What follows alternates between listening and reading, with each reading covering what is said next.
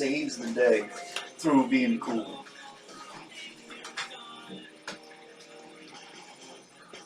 This was a fantastic album during my youth. You know, I listened to Can't Slow Down, and all the theater kids loved it. You know, the theater kids. You know, the theater kids were very Daddy Warbucks,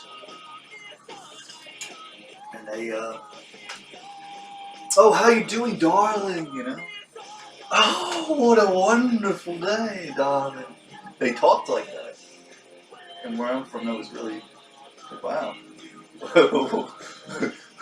How do you? Where did that come from? Their parents must have been thespians.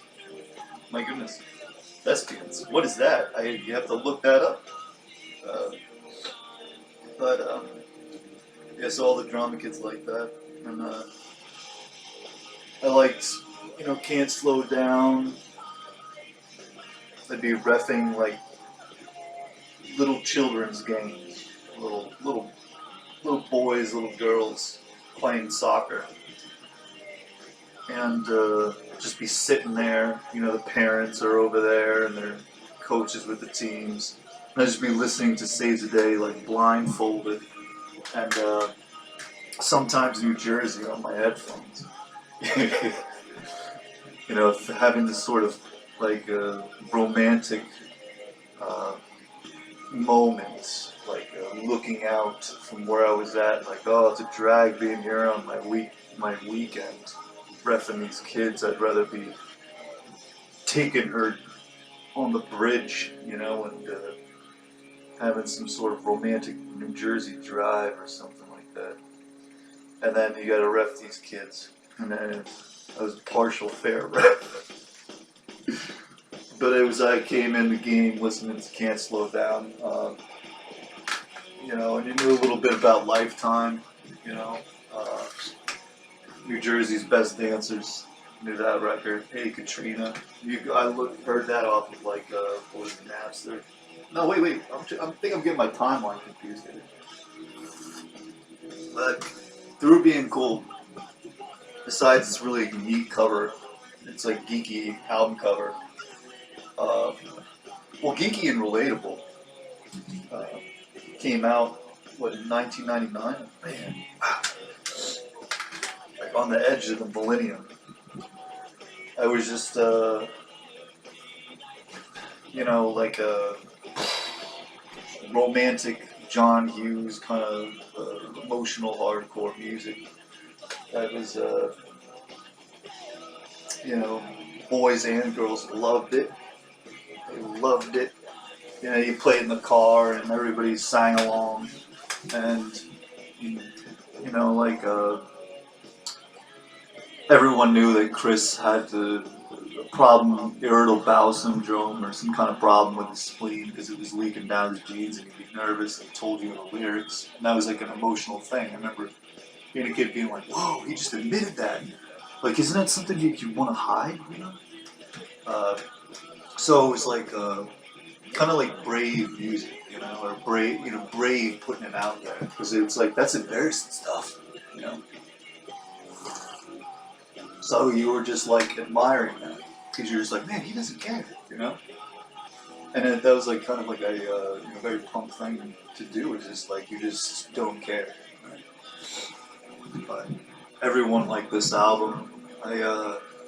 I did the whole thing where it's like it came on Equal Vision. Equal Vision had them hardcore bands, you know.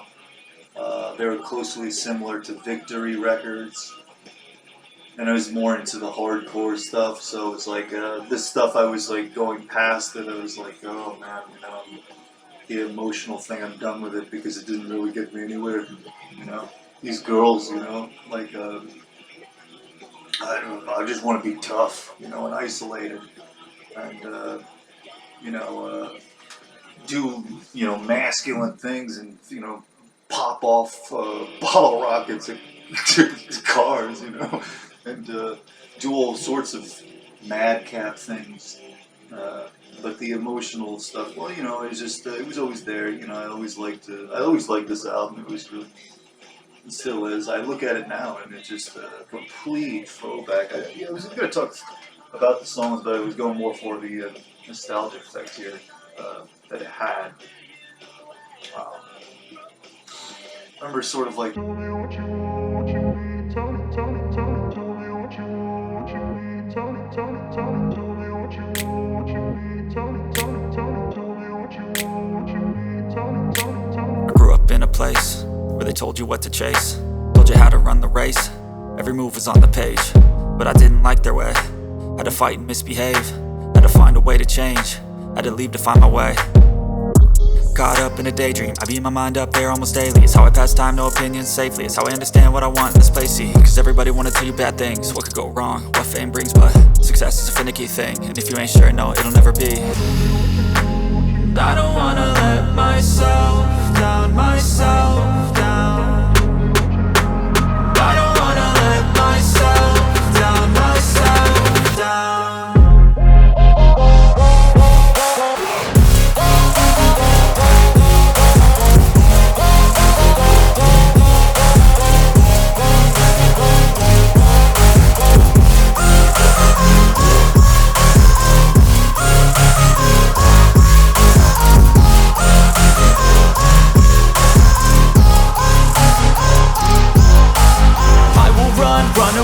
I don't have to plan it, I can go change my fate. You won't understand it, all alone, that's okay. People I can't stand them, they don't want me to change. Keep me where I'm standing, and I don't wanna be where I am. And I want something more, take a chance. It could be possibly my last dance, my last dance. I don't wanna let myself down, myself down. I don't wanna let myself down, myself down.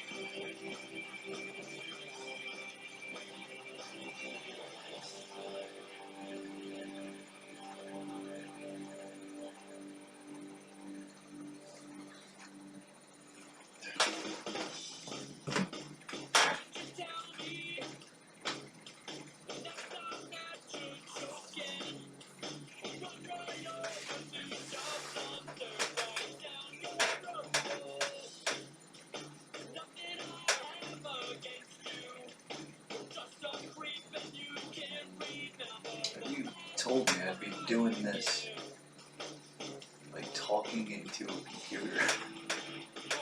Like nobody's watching. You're just filming it and then uploading it as like what? As like some kind of record or archive or something. He told me when I was a kid I'd be doing this. I could not believe it. Crazy.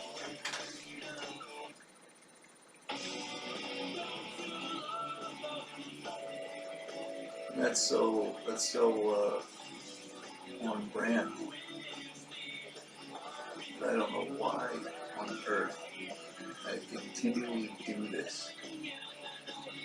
If it gets anywhere, or if it's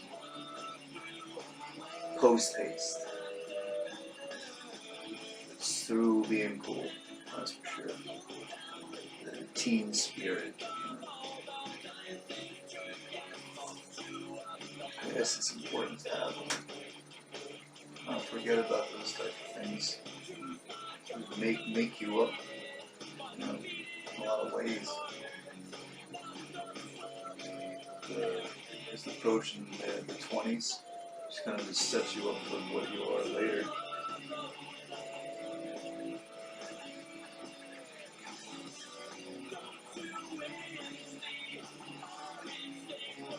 Dear diary.